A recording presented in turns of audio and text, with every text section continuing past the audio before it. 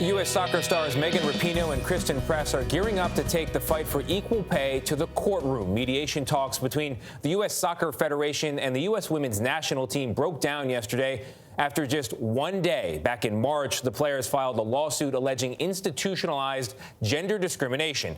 A spokesperson for the players said it is clear the Federation, quote, fully intend to continue to compensate women players less than men. They will not succeed. U.S. Soccer did not immediately respond to a request for comment. Team co-captain Rapinoe and Christen join us this morning. Ladies, good morning. Thank you for being here. Congratulations. And congratulations. Yeah. It's our first time seeing you. Yeah, I remember that. Yeah. We're still tight. Yeah, lost in the shuffle. Now, this other thing, one day of talks and they break down. That makes me think there's something very specific at issue here. What is it? I mean, I think at any point when they're willing and ready to come and have a serious talk about equal pay, we're always willing to listen to that. But what was it that they wouldn't budge on that made you guys walk out on one day? The issue of equality. Equality. I think that it's very simple for us, and it's not just about us, and it's not just about this moment. We're trying to do this on behalf of women everywhere to be treated respectfully and paid lawfully, and the issue is just equality, so that when we play a game, that we would be compensated the exact same that if a man were to play that game. But the officials say that your counsel took, in their words, an aggressive and ultimately unproductive approach. How do you respond to that? I know that's not true. That's definitely not true. And we set the posture as the players in our talks, and that is not what we came ready and prepared and willing to have the conversation. They also said that your approach followed months of presenting misleading information.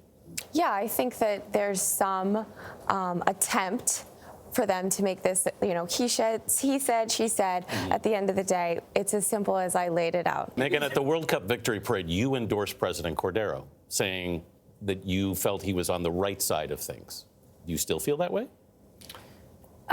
In this moment, I don't. No, I think that there's a long way to go for us to feel that way about him, about the board of directors, about the federation as a whole.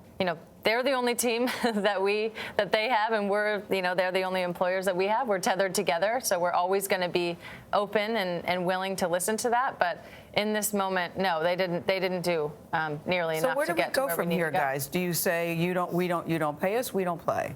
What do we do? Where do you go? Hey, are you willing to boycott the Olympics as the team in '95 began to do? We are very confident that if this needs to go to litigation, that we have a great case. And I think that we will go confidently into that because it's based on a very simple principle that we think is fair and right, and it is the law.